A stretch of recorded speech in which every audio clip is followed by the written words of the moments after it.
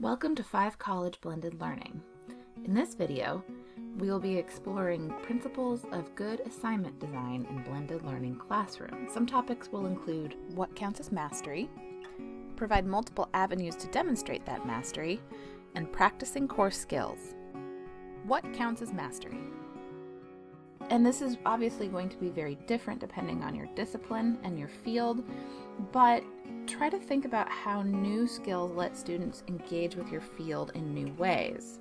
For example, in this particular assignment for English 391S, Doing Digital, the first assignment asks students to create a text adventure programmed in Python, and then to reflect on if computer coding is a language. So students are asked to provide immersive descriptions, to have multiple paths and choices with different outcomes. It has multiple endings, incorporates functions, checks for error inputs.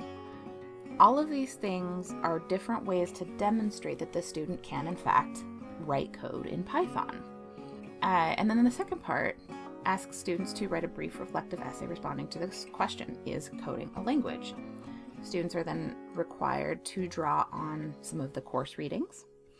And in combining both written code and a traditional reflective essay, this instructor has asked students to demonstrate in multiple ways that they have understood, retained, and mastered the material of the course. Both of these together accomplish the instructor's goal of reinforcing both traditional humanistic inquiry into theories of linguistic development, as well as demonstrating that students can write coding with build-in mini assignments throughout the semester. And the goal of mini assignments is to let students practice that combination. You might consider having students work in groups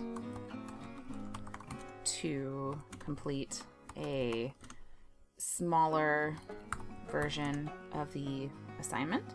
So, for example, in the text adventure assignment, you might have students write a function that performs an action in groups before their final assignment is due. This kind of group work lets students be very clear about what they are being asked to do. Being transparent about your classroom approach will help prepare students for inevitably when things go wrong or break or their code doesn't work. This transparency, again, can be difficult, especially if your teaching style doesn't traditionally incorporate that.